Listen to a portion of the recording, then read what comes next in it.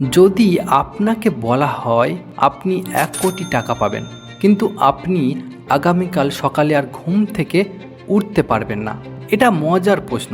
কিন্তু ভাবুন, 1 কোটি টাকা, তবে আজই খরচ করতে হবে, কারণ কাল আপনি আর নেই। আপনার কি মনে হয় এমন কোনো বোকা মানুষ আছে যে এই প্রস্তাবে হ্যাঁ বলবে? তাহলে কি এর মানে এই নয় যে আপনার কালকের সকাল 100 কোটি টাকার থেকেও বেশি দামি? এই ভিডিওর নাম স্টপ ওয়েস্টিং ইউর লাইফ, অর্থাৎ নিজের জীবন নষ্ট করা বন্ধ করুন। কিন্তু আমি জীবনের কথা বলবো না, আমি কথা বলবো সময় নিয়ে। আমরা মরতে ভয় পাই কারণ সেদিন জীবন শেষ হয়ে যায়, কিন্তু সময় নষ্ট করার জন্য ভয় পাই না কেন? কারণ এই জীবন তো সময়ের মধ্যেই কাটাতে হবে। সময় থেমে গেলে জীবন থেমে যাবে। সময় দ্রুত চললে জীবন এক মুহূর্তে শেষ হয়ে যাবে। সময় আছে বলেই জীবন চলছে, জীবন আছে বলে সময় চলছে না। কি বুঝলেন কিছু? আবারও বলছি, আমরা মরতে ভয় পাই কারণ সেদিন জীবন শেষ হয়, কিন্তু সময় নষ্ট করার জন্য ভয় পাই না কেন? কারণ এ জীবন তো সময়ের মধ্যেই কাটাতে হবে। সময়ই থেমে গেলে জীবন থেমে যাবে। সময় দ্রুত চললে জীবন এক মুহূর্তে শেষ হয়ে যাবে। সময় আছে বলেই জীবন চলছে, জীবন আছে বলে কিন্তু সময় চলছে না। তাই বছরের কিছু দিন তো চলেই গেল। সবার কাছে সময় সীমিত থাকার সত্ত্বেও বছরের শেষে ফল আলাদা হয় কেন? কারণ কেউ হয়তো ইলন মাস্কের মতো সপ্তাহে 100 থেকে 120 ঘন্টা কাজ করছে, আর কেউ ভাগ্যের ভরসায় বসে আছে। ভাগ্য তাদের সঙ্গ দেয় যারা প্রতিদিন পরিশ্রম করে। অথর্ববেদে সময়কাল এটাকে ঘোড়ার সাথে তুলনা করা হয়েছে। এই সময় ঘোড়ার মতো দ্রুত দৌড়ায় এবং এটি কারোর জন্য থামে না। প্রতিটি জিনিসের একটা মূল্য আছে, কিন্তু সময়ের কোনো মূল্য নেই। আপনি এই ঘোড়ার সাওয়ার হতে পারেন, নয়তো এটাকে একা ছেড়ে দিতে পারেন। টনি স্টার্কের বাবা একটা মুভিতে বলেছিলেন, আপনি যদি পৃথিবীর সমস্ত ধন সম্পদ এক করেন তবুও এক মুহূর্ত সময় কিনতে পারবেন না। আর এই মূল্যবান মুহূর্তগুলো আপনি নষ্ট করে দিচ্ছেন। সময়কে টাকার থেকে বেশি মূল্যবান মনে করুন।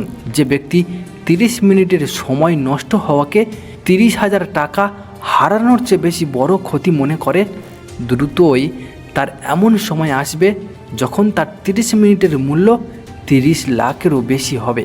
টাকার পিছনে দৌড়াবেন না, সময়ের পিছনে দৌড়ান। তাহলে দেখবেন টাকা সব সময় আপনার পাশে পাশে থাকবে। আমরা সবাই প্রতিদিন 68,400 সেকেন্ড পাই। ভাবুন, এটা এমন একটা টাকা যা প্রতিদিন আমাদের ব্যাংক অ্যাকাউন্টে জমা হয় এবং তা আজকেই খরচ করতে হবে। তাহলে 1 কোটি টাকা যদি 30 বছরের জীবনে আসে সেটা ছোট্ট মনে হবে, কিন্তু সেটাই যদি 1 মাসে আসে সেটাই বড় মনে হয়। আমরা আসলে টাকার কদর করি, সময়ের কদর করি না। আমরা অজান্তে দুটি সবচেয়ে বড় পাপ করি। সেটা কি জানেন? 1, নিজেকে খুব দুর্বল মনে করি। 2, সবসময় সময় নষ্ট করি। মহাত্মা গান্ধী ডান্ডি ম্যাচের সময় এক ইংরেজ রিপোর্টারকে দেখা করার সুযোগ দেননি, কারণ তার কাছে বিখ্যাত হওয়ার থেকেও সময় বেশি মূল্যবান ছিল। আব্রাহাম লিঙ্কন গরিবের জীবন কাটিয়েও আমেরিকায় প্রেসিডেন্ট হয়েছিলেন, কারণ তিনি একসাথে 3টি কাজ করতেন: বাবার সাহায্য, খামারের কাজ এবং পড়াশোনাও করতেন। পৃথিবীর সব ধনকুবের কিন্তু টাকাকে নয়, সময়কে সঠিক জায়গায় বিনিয়োগ করেই আজকের সফল হয়েছেন। ওয়ারেন বাফেট মাত্র 6 বছর বয়সে কোকা-কোলা বিক্রি করে যে লাভ করতেন তা দিয়ে স্টক মার্কেটে বিনিয়োগ শুরু করেছিলেন। যখন তার সহপাঠীরা খেলছিল তখন ওয়ারেন বাফেট সময়ের এই ঘোড়ার সাওয়ার হয়েছিলেন। তাই তো বিল গেটস নিজেও ওয়ারেন বাফেটের টাইম ম্যানেজমেন্টকে প্রশংসা করে বলেছেন, তার ক্যালেন্ডারের প্রতিটা মিনিট আমার কাছে প্যাক করা ছিল। সময় একজন ফকিরকে রাজা আর একজন রাজাকে ফকির বানাতে পারে। তাই সময়কে হত্যা করবেন না, কারণ সময় যখন আপনাকে মারবে তখন আপনি সহ্য করতে পারবেন না। আমরা কেন সময় নষ্ট করি? দুটো প্রধান কারণ আছে। 1, শক্তির অভাব, আজ এনার্জি নেই, মুড নেই, মন চাইছে না, এই অজুহাতটাই। আর 2, লক্ষ্যের অভাব, কোথায় সময় দেব তা তো আমি জানি না, তাই কাজ পিছিয়ে যায়, সেটাকে কাল করব বলে ফেলে দিই। যে ব্যক্তি শুধুমাত্র মুড এলে কাজ করে এবং প্রতিদিন প্ল্যান তৈরি করে, সে কখনোই সময়কে ধরতে পারবে না। কাল যে কাজটা করবে সেটা আজকের করো, কিন্তু এই পুরনো কথাটি পাল্টে আজকের প্রজন্ম বলে আজকের কাজ কালকের করব, কালকের কাজ পরশু করব, সামনে অনেক সময় আছে। কিন্তু মনে রাখবেন, সময় হলো একটা কারেন্সি, একটা মুদ্রা।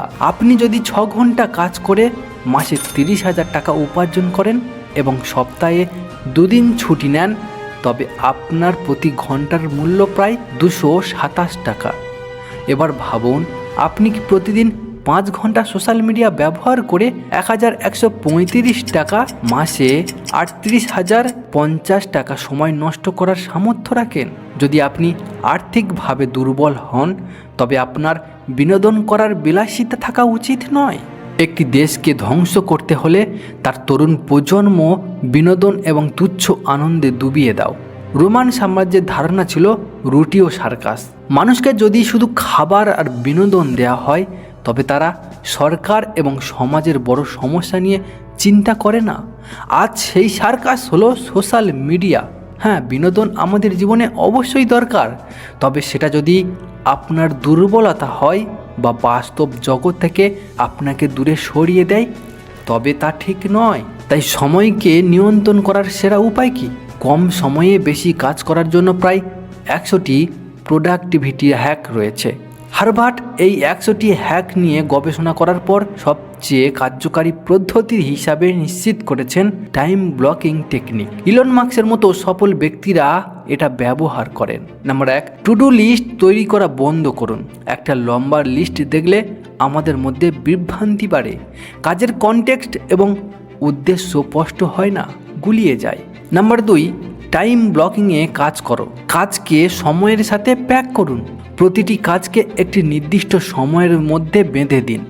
যদি আপনি বলেন আমি 1 ঘন্টা এই কাজ করব, তাহলে আপনার মস্তিষ্কে সেই 1 ঘন্টার কাজটাকেই শেষ করার জন্য প্রোগ্রাম শুরু হয়ে যাবে। সময়ের নষ্টের মূল কারণ যেহেতু লক্ষ্যের অভ্যাস, তাই আপনার লক্ষ্যকে স্মার্ট হতে হবে।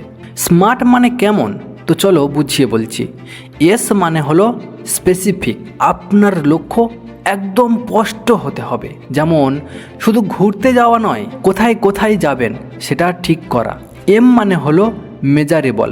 কাজটা কত ঘন্টার প্রক্রিয়া, রোজ কত ঘন্টা কাজ করবেন, অগ্রগতির পরিমাপ করতে পারলেই আপনি স্বস্তি পাবেন। ইয়ে মানে হলো অ্যাচিভেবল। সময়সীমা বাস্তবসম্মত হতে হবে। 1 মাসে 1 লাখ কামানো ব্যক্তি পরের মাসে 1 কোটি আয়ের লক্ষ্য রাখলে তা অর্জনযোগ্য হতে পারে। আর মানে রেলিভেন্ট। আপনার কাজ আপনার মূল্যবোধ ও আগ্রহের সাথে সম্পর্কিত হতে হবে, তবেই আপনি টালবাহানা থেকে বাঁচতে পারবেন। টি মানে হলো টাইম বাউন্ড। কাজটির শুরু এবং শেষের তারিখ ও সময় জানা থাকতে হবে। যে কাজ যতখানি সময় পাওয়ার যোগ্য, তাকে ঠিক ততটাই সময় দিন। এই টাইম ব্লকিং টেকনিক ব্যবহার করে আপনি আপনার ক্যালেন্ডারকে শাসন করতে পারবেন এবং বাইরের জগৎকেও শাসন করতে পারবেন। আজ আপনি সময় ব্যবস্থাপনার উপর সেরা উপায়টি জানতে পারলেন।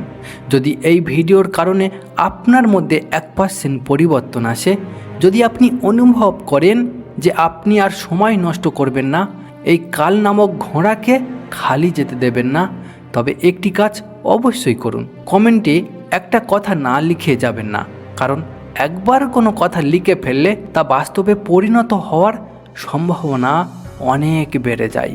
আপনি লিখতে পারেন, আমি আমার আগামী 30 মিনিটের মূল্য 1 লাখ টাকার থেকেও বেশি দেব।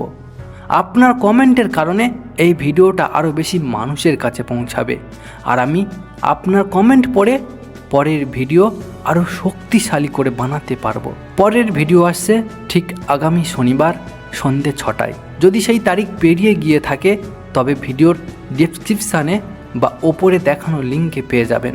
ভিডিওটি শেয়ার করে আপনি আমাকে আরও সমর্থন করতে পারেন। আপনার সমস্ত স্বপ্ন পূরণে দ্য মোটিভেশন আপনার পাশে আছে। শুভ কামনা রইল।